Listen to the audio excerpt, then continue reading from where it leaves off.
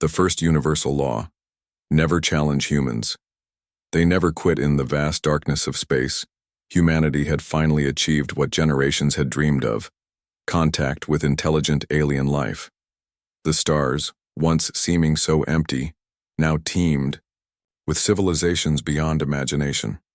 Some were ancient beyond human comprehension, while others were barely older than Earth's space program. Admiral Kim stood on the polished obsidian floor of the High Council chamber, feeling small yet unbowed. The circular room towered above him, filled with representatives from dozens of species. Some floated in special atmosphere bubbles, others stood on mechanical supports, and a few existed as projected holograms. The chamber hummed with translator, devices, and quiet murmurs. Humans. Elder Tav's voice resonated through the chamber. The ancient Molu's exoskeleton gleamed under the soft light as his mandibles clicked rhythmically. You have demonstrated adequate understanding of the second and third universal laws, Kim nodded respectfully. The second law, respect for all sentient rights, and the third, environmental stewardship of cosmic resources, aligned perfectly with humanity's better values. They were principles Earth had struggled with, but ultimately embraced. However, continued Tav, 6 compound eyes shifting colors in what Kim's cultural training identified as amusement, your species shows troubling resistance to the first universal law. The holographic text of the first law glowed above the council table. Accept your designated role in the cosmic hierarchy. With respect, Elder, Kim replied, keeping his voice steady. Humans don't accept arbitrary hierarchies. We believe advancement should be earned through merit, not assigned. A ripple of movement passed through the chamber, surprise from some species, offense from others. The Molu weren't used to being questioned, especially by newcomers. Merit? The word seemed to amuse Tav. Your species barely mastered fusion energy. The Molu were building Dyson spheres when your ancestors were discovering fire. Diplomat Lee stepped closer to Kim, her expression calm but her eyes warning caution. 6 months of diplomatic training had taught her when silence was wiser than speech, but Kim had been chosen for this mission precisely because he wouldn't back down. Age doesn't automatically confer wisdom, Kim responded. Innovation often comes from fresh perspectives. Elder Tav's exoskeleton flushed a deep purple, a sign of either deep thought or irritation. After a moment's pause, he spoke. Perhaps a demonstration is in order. The Galactic Concordat has a traditional challenge for species who question the natural order. The chamber darkened and a holographic display emerged, showing a swirling mass of violent energy. Gases in impossible colors, streaked with lightning and gravitational distortions. The Cataclysm Nebula, announced Tav. At its center lies an artifact of great importance. Retrieve it and your position in the hierarchy will be reconsidered. The other council members shifted uncomfortably. A slender, silver-skinned representative stepped forward. Elder, is this wise?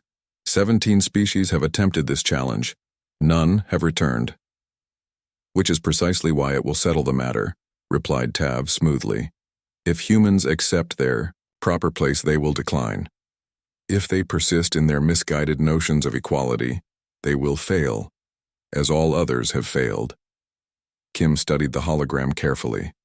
The nebula looked like death itself, a storm of radiation, gravitational, shears, and unknown horrors, but something in Elder Tav's tone caught his attention.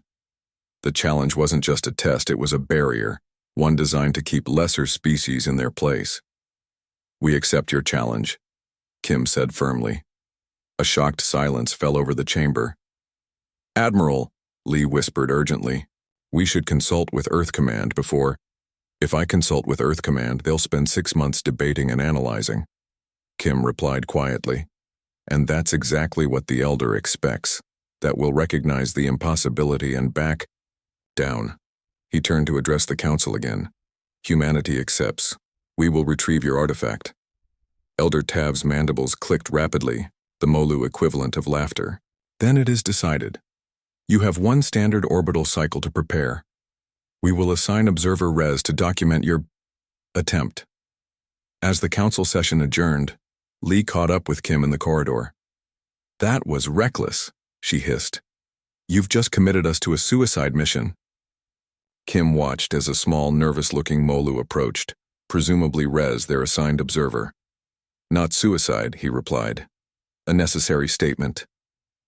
What statement could possibly be worth sacrificing a ship and crew? Kim's eyes hardened.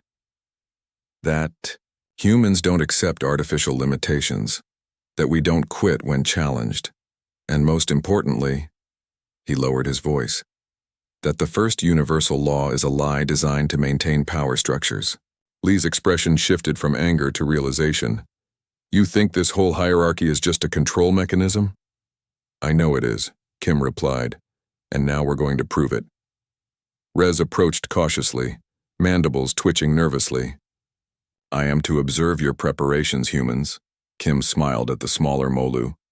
Then you'll be the first to witness something unprecedented in galactic history. What is that? Asked Rez. Humans succeeding where everyone else has failed, Kim replied. With the quiet confidence that had defined humanity's improbable rise from a single planet to the stars, the news of Admiral Kim's acceptance of the Cataclysm Nebula Challenge spread through Earth's space command like wildfire. Some called it humanity's greatest opportunity. Others labeled it a suicide mission. Within hours, a special project designation was created. Operation Defiance. Captain June stood in the massive hangar bay of Luna Station, watching as technicians swarmed over the experimental ship that would carry them into the impossible. The Endurance wasn't the largest vessel in Earth's fleet, but it was unquestionably the most advanced. A testbed for technologies still considered theoretical by most standards. They're saying you volunteered, said a voice behind her. June turned to see Dr. Han approaching, his tablet clutched tightly in one hand. His reputation preceded him, brilliant, unconventional, and thoroughly rejected by the scientific establishment for his radical theories on radiation shielding. I did, she replied simply. Did you? Han shook his head. I was drafted. Apparently, when you need someone crazy enough to believe we can survive conditions that have killed 17 other species, my name tops the list. June smiled. That's exactly why I requested you. The observation deck overlooking the hangar was filling with the rest of the hastily assembled crew. Security Chief Sung leaned against the railing, his weathered face betraying nothing as he studied the ship below. Beside him, Dr. Park was already deep in conversation with AI specialist Yoon, their hands moving animatedly as they discussed integration protocols for the ship's systems. And watching them all with obvious bewilderment was Rez, the Molu observer, assigned to document their inevitable failure. Gather round, June called. The team assembled around the central holotable as she activated the display. This is what we're up against. The Cataclysm Nebula materialized above the table, a swirling maelstrom of gases, radiation, and gravitational anomalies that seemed to defy the laws of physics. Even as a hologram, it appeared menacing. Conventional shields fail within minutes of entry, June explained. Navigation systems go haywire. Communications become impossible, and that's before we encounter the energy, entities that seem to feed on power sources.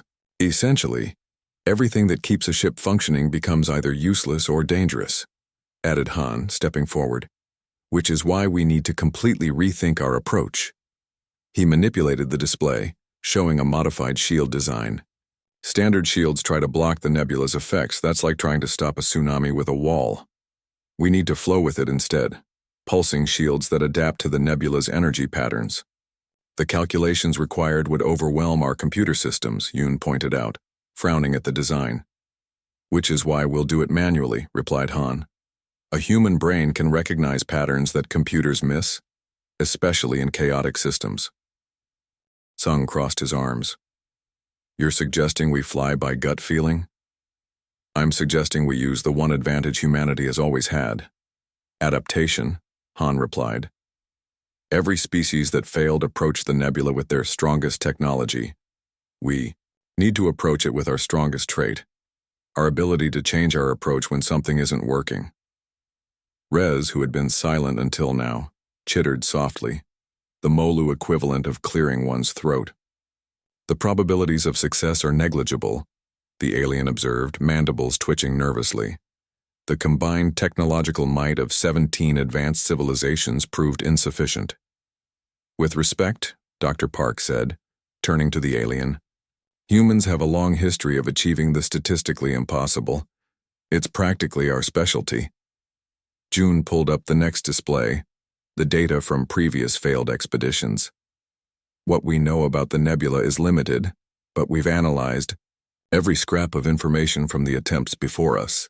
The crew spent hours reviewing the failed approaches, identifying patterns of failure and proposing alternatives. As night fell over Luna Station, most of the team had retreated to grab a few hours of sleep before the final preparations. June found herself alone on the observation deck with Rez. The alien stood silently watching as technicians continued working through the night shift. "You truly believe you can succeed," Rez said. It wasn't a question. "We do," June replied. "Why? What makes humans different from the Takaran hive mind with their quantum processors, or the Vorel with their phase-shifting technology?" All believed. They would be the exception. All were wrong. June considered the question carefully. Those species trusted their technology to save them. We trust in our ability to adapt when technology fails. "You cannot adapt to certain death," Rez insisted. "Maybe not, but we can change what we consider certain." June smiled. "That's something I've noticed about your council records. Other species tried once, maybe twice, with their best technology. When that failed, they declared the nebula impassable. Because it is. Or because they gave up too easily." June turned back to watch. The ship. Humans have a saying, failure is only the opportunity to begin again more intelligently. The next morning found the crew in final preparations.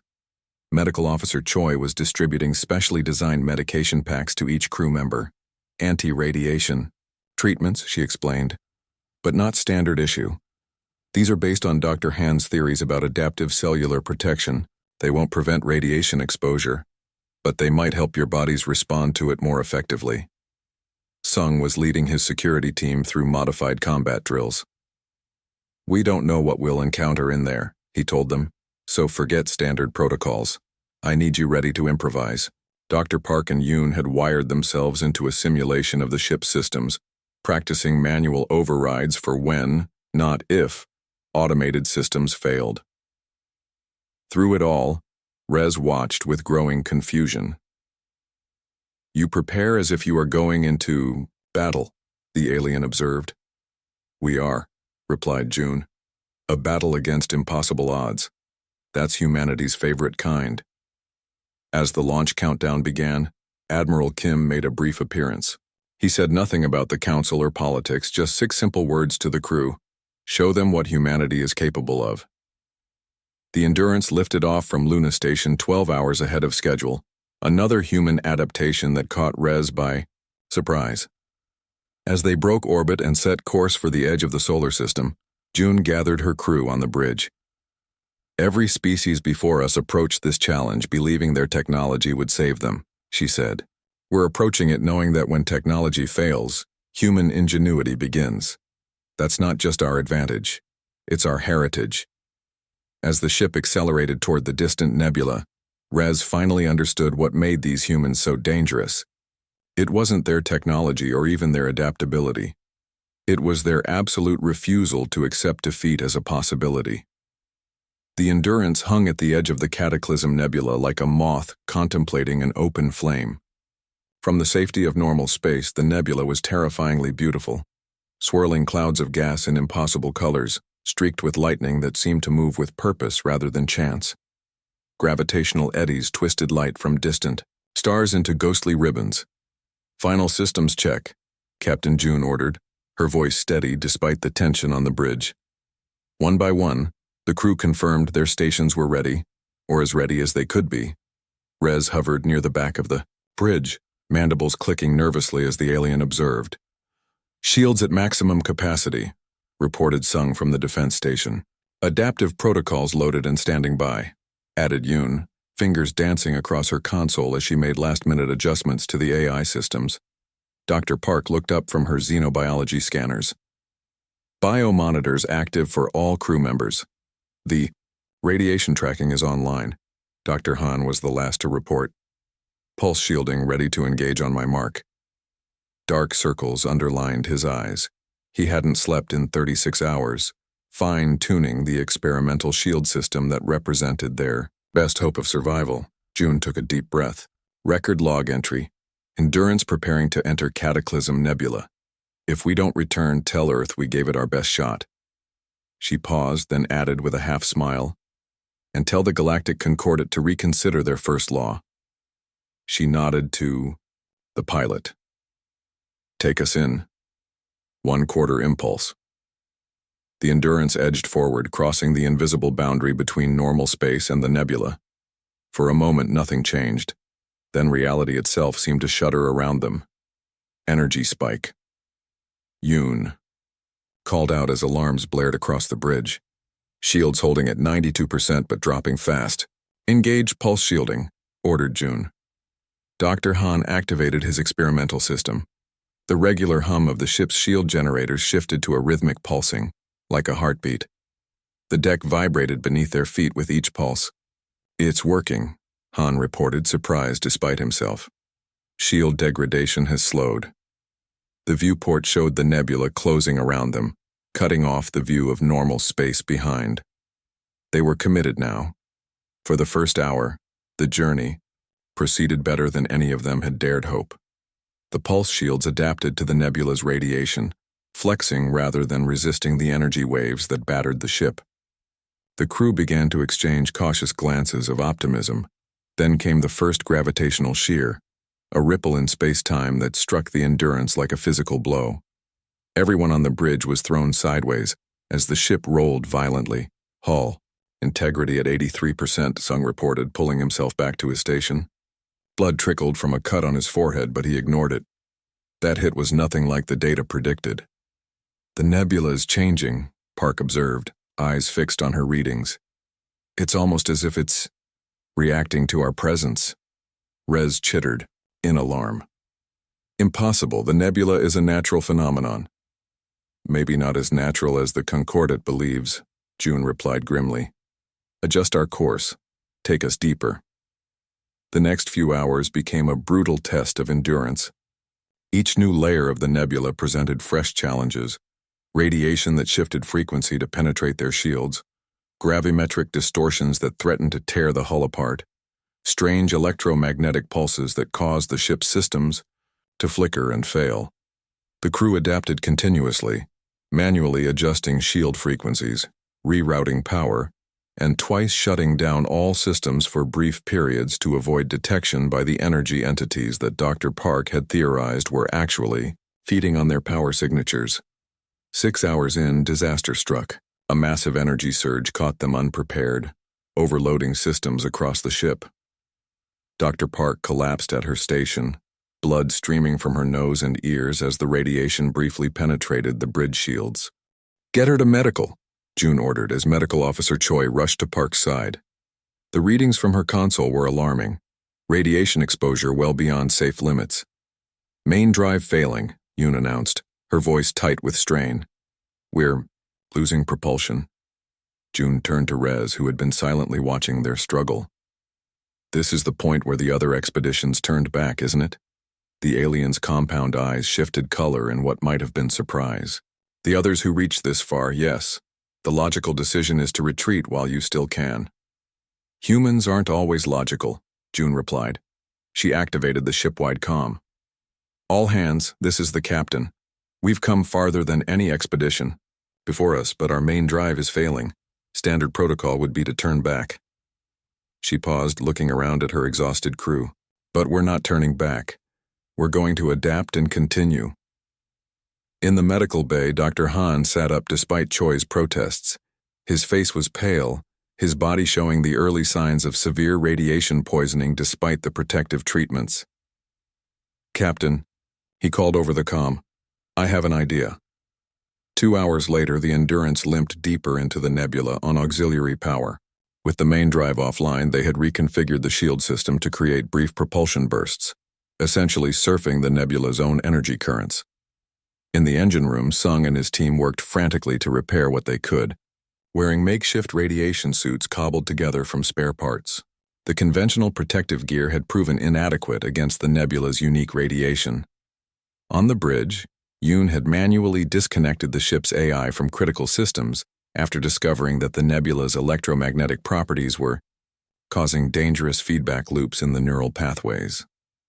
Computers think too linearly for this environment, she explained as she rewired the navigation console to accept direct human input.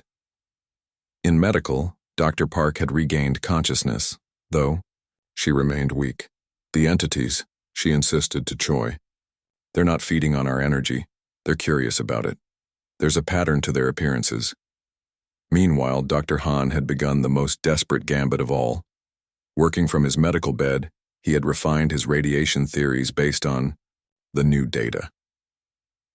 The nebula's radiation isn't just harmful, he explained to June through the comm. It's transformative. If we can't shield against it completely, we need to help our bodies process it. You're suggesting we deliberately expose ourselves? June asked incredulously. In a controlled way, yes, with modified versions of the treatments we developed. Our cells can adapt if given the right support. It was beyond reckless, but they were beyond conventional options. As they pushed deeper, the nebula grew even more violent.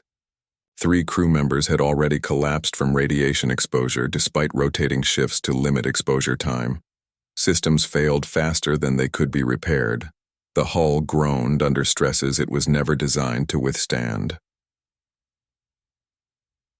Hull integrity, at 43%, reported Sung, his voice hoarse from the caustic air leaking through damaged environmental systems.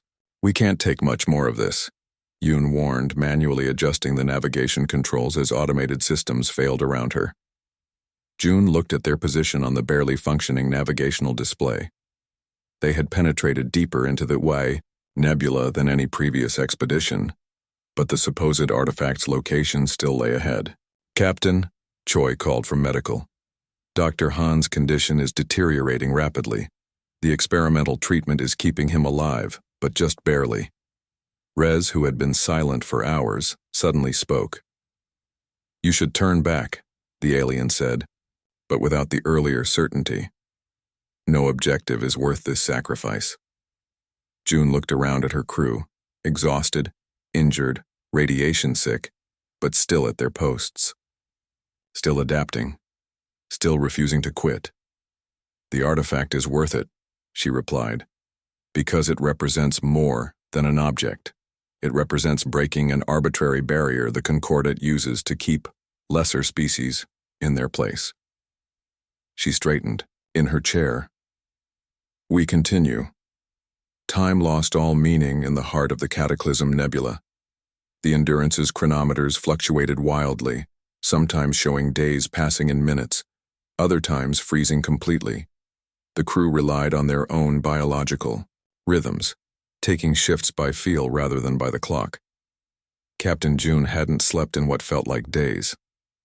Her skin bore the mottled pattern of radiation exposure despite the treatments, and her eyes burned from the constant strain of watching instrument panels that flickered and died and were jury-rigged back to life by Yoon's tireless efforts. We're approaching the central region, Sung reported, his voice barely audible over the groaning of the hull. He coughed, a wet, rattling sound that worried June more than she let show. Nearly everyone on board was showing signs of radiation sickness now, despite Dr. Han's experimental treatments. Life support at 38%, Yoon added, not looking up from her console where she manually adjusted power distribution.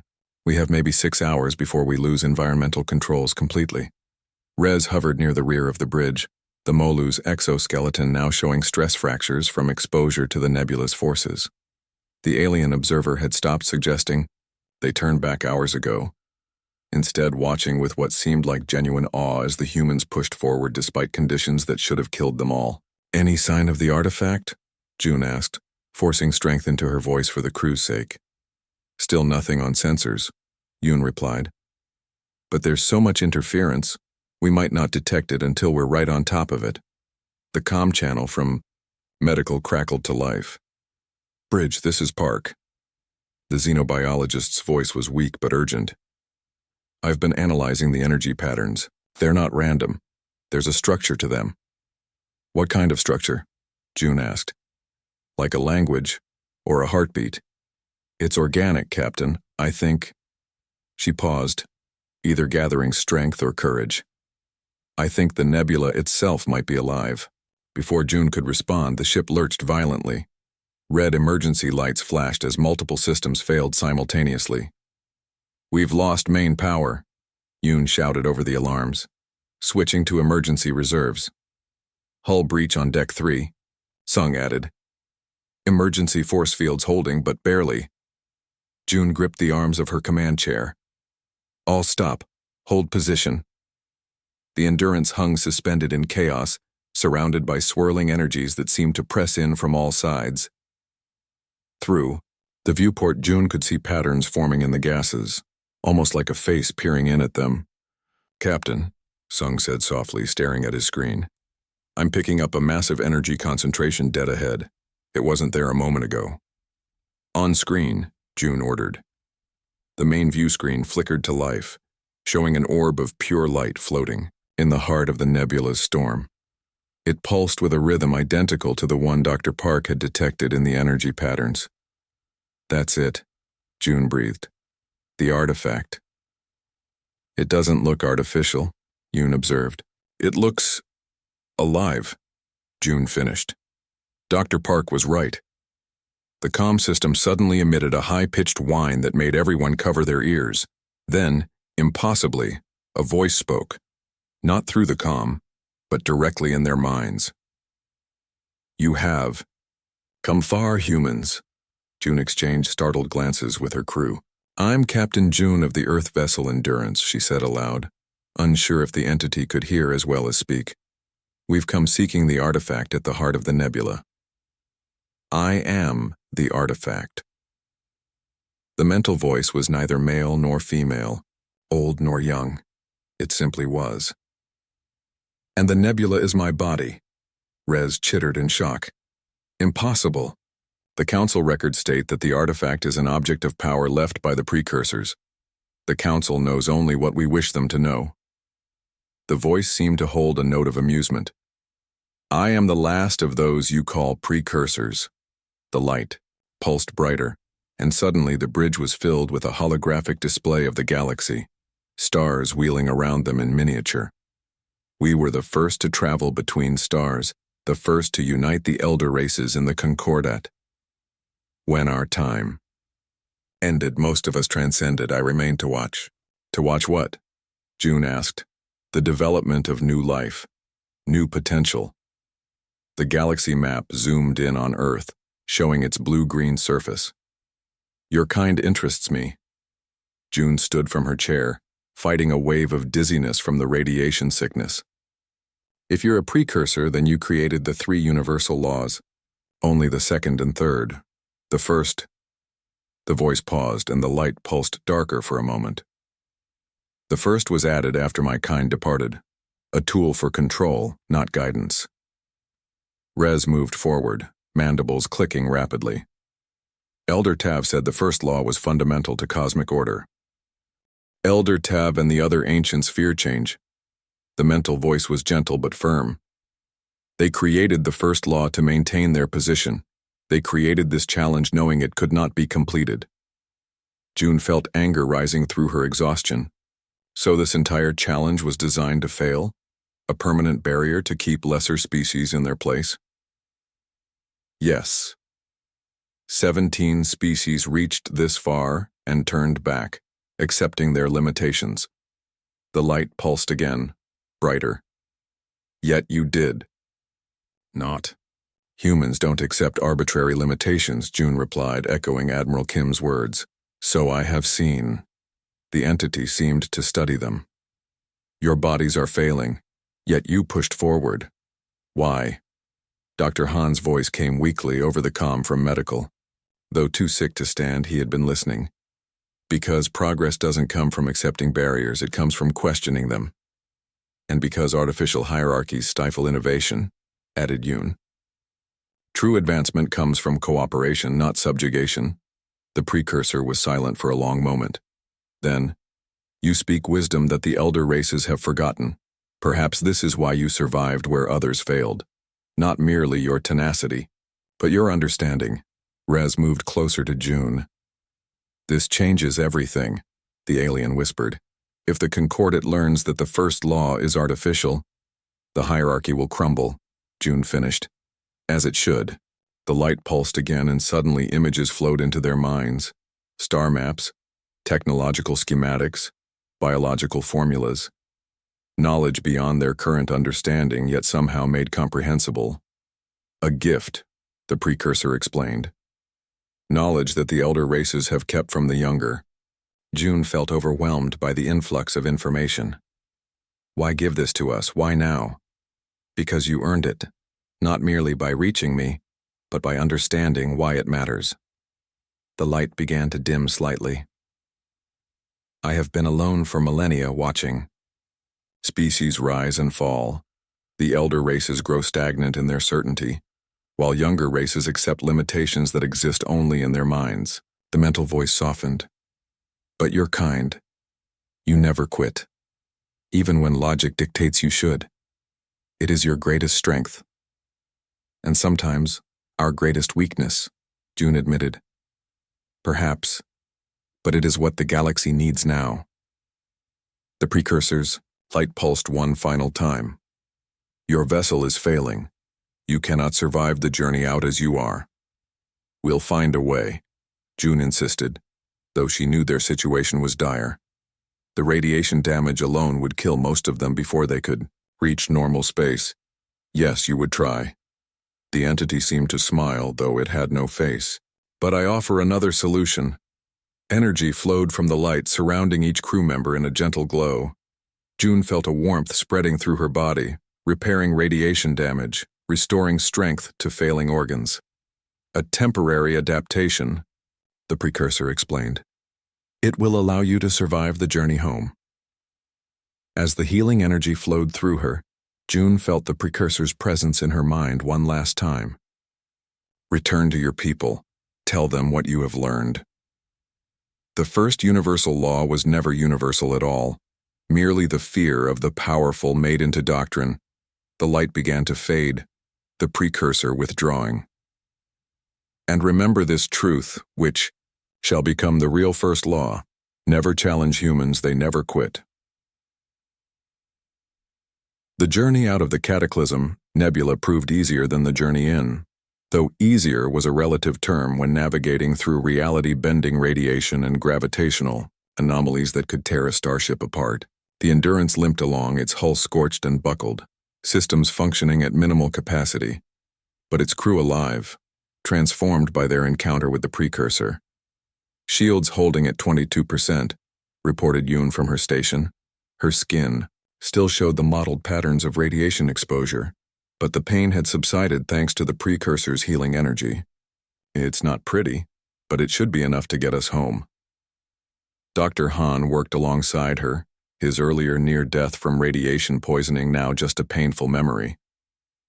The energy signature the precursor gave us is still protecting our cellular structure, he observed, studying the medical readings. Our DNA is repairing itself faster than the nebula can damage it. Captain June stood at the viewport, watching as the chaotic energies of the nebula gradually gave way to more regular patterns. How much longer until we reach normal space? Edur. Current speed about 6 hours, Sung replied from navigation. Assuming the nebula doesn't throw any more surprises our way. Rez hovered nearby, the Molu observer uncharacteristically silent. Since their encounter with the precursor, the alien had spent hours in what appeared to be deep meditation, mandibles occasionally clicking as if in internal debate. You've been quiet, June noted, turning to the alien. Processing what we learned? Rez's compound eyes shifted colors, the Molu equivalent of a troubled expression. My people have served on the High Council for thousands of years, the alien said finally. We believed the 3 universal laws were immutable truths, the foundation of galactic civilization. And now? Prompted June. Now I must accept that, We built our civilization on a lie. Rez's mandibles clicked rapidly. The first law was never about cosmic order. It was about control. June nodded. Power structures often disguise themselves as natural hierarchies. It's an old trick, even on Earth. The Council will resist this truth, Rez warned. Elder Tav and the ancient species have too much invested in the current order. They might, June agreed, but can they resist proof? She gestured to the data cores where they had stored both recordings of their encounter and the vast knowledge the precursor had shared. Technological innovations, star maps, biological formulas, and most damning of all, the precursor's own testimony about the artificial nature of the first law. The truth has a power of its own, June said. Even the oldest species can't stand against it forever. 5 days later, the Endurance emerged from the outer boundary of the Cataclysm Nebula. The ship was barely functional, life support operating on emergency power, hull integrity compromised in 17 locations, engines running at 15% capacity, but it had survived. They all had survived. Their emergence caused immediate shockwaves throughout nearby concordate space. The first ships to reach them were science vessels from the Takaran hive mind, drawn by readings they couldn't believe. When visual confirmation spread that a human vessel had actually returned from the nebula, diplomatic cruisers from a dozen species converged on their position. Dr. Park managed a weak laugh as she looked at the sensor readings. We've caused quite a stir, haven't we? Good, replied June. The more witnesses to our return, the harder it will be for the Council to dismiss what we've discovered. The Endurance was towed to the nearest concordate station for repairs, AR. Vast wheel-shaped structure orbiting a red dwarf star. Medical teams from multiple species boarded to treat the crew, their curiosity about how humans had survived the nebula's effects barely concealed behind professional demeanors. Admiral Kim arrived within days aboard a fast diplomatic courier. His face betrayed no emotion as he strode through the airlock, but June could see the pride in his eyes as he surveyed the battered ship and its weary but triumphant crew. You did it, he said simply, gripping June's arm in the traditional spacer's greeting. You actually did it. We found more than an artifact, June replied quietly. We found the truth. Within a week, an emergency session of the Galactic Concordate had been called.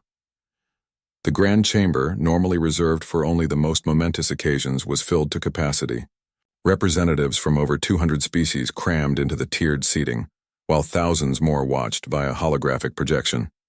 The Endurance's crew, still bearing the visible marks of their journey, stood on the central platform. Beside them stood Rez, who had formally requested to speak as a witness rather than a council observer, an unprecedented break with Molu tradition. Elder Tav and the other ancient species occupied the highest tier, their displeasure evident even across species boundaries. This council session has been called to hear testimony regarding the Cataclysm Nebula Challenge, announced the moderator, a neutrally programmed AI that oversaw council procedures. Captain June of Earth, you may present your findings. June stepped forward, back straight despite her exhaustion. Honored representatives of the Concordate, our mission was to retrieve the artifact from the heart of the Cataclysm Nebula. We did more than retrieve it. We spoke with it. A ripple of surprise ran through the chamber. The artifact is not an object, June continued. It is a living entity, the last of the precursors who founded the Concordate, and it confirmed what we had already begun to suspect. The first universal law is a lie. Outrage erupted from the bow, elder species. Elder Tav rose from his seat, mandibles clicking furiously. This is blasphemy. The 3 laws are the foundation of cosmic order. The second and third laws are genuine, June replied calmly. But the first law, accept your designated role in the cosmic hierarchy, was added after the precursors departed. It was created by the elder races to maintain control over younger species. She nodded to Yoon, who activated the holographic recording of their encounter with the precursor. The entity's words echoed through the chamber. The first law was added after my kind departed, a tool for control, not guidance. The chamber erupted into chaos. Younger species demanded explanations, while elder races called for the evidence to be dismissed as human fabrication. The moderator's attempts to restore order went unheeded until Admiral Kim stepped forward, his commanding presence somehow cutting through the noise. The first law claims that each species has a designated role in the cosmic hierarchy, he said. Yet humans reject this notion. We believe that advancement should be earned through merit and cooperation, not assigned by age or power. He gestured to the Endurance's crew. These men and women survived conditions that killed 17 previous expeditions. They did so not because of superior technology, but because they refused to accept arbitrary limitations. Because they adapted. Because they never quit. Rez moved forward, mandibles clicking nervously but voice steady. As the official observer assigned to document the human expedition, I confirm their testimony. I witnessed their journey and their encounter with the precursor. The first law is not universal truth, it is constructed policy. Elder Tav's exoskeleton flushed dark with anger. This changes nothing. The cosmic hierarchy exists whether these humans accept it or not. Their success was mere luck, not merit. Then explain this, challenged Dr. Han, stepping forward. He activated another holographic display, showing the technological and scientific knowledge gifted by the precursor. The precursor shared knowledge that the elder races have withheld from the rest of us. Knowledge that belongs to all sentient beings. The chamber fell silent as the magnitude of the revelation sank in. Younger species stared at technological concepts they had been told were centuries beyond their understanding, yet here they were, presented freely. In the days that followed, the Concordat fell into turmoil. Several younger species, inspired by humanity's example, formed a coalition with Earth. Some elder races attempted to discredit the humans, calling their evidence fabricated and their methods reckless. But they could not deny the simple fact: humans had returned from the Cataclysm Nebula alive, with proof of their claims. 1 month after the Endurance's return, the Concordat gathered again. This time the vote was simple but historic. The first universal law would be replaced. Admiral Kim stood beside Captain June as the new text appeared in glowing script above the council chamber. Progress comes from perseverance, not privilege. It's a start, Kim said quietly. June nodded. The beginning of a new era. As the crew of the Endurance prepared to return to Earth, Rez approached them at the docking bay. The Molu's exoskeleton gleamed with fresh repairs, but something more fundamental had changed. A new confidence in the alien's bearing. My people have served the elder races for millennia, Rez said. Now we must learn to stand as equals. It won't be easy, June warned. Change never is. Perhaps not, agreed Rez. But your species has taught the galaxy an important lesson. One that will become the true first universal law, whether it is written or not. What's that? Asked Yoon. Rez's mandibles clicked in the Molu equivalent of a smile. Never challenge humans. They never quit.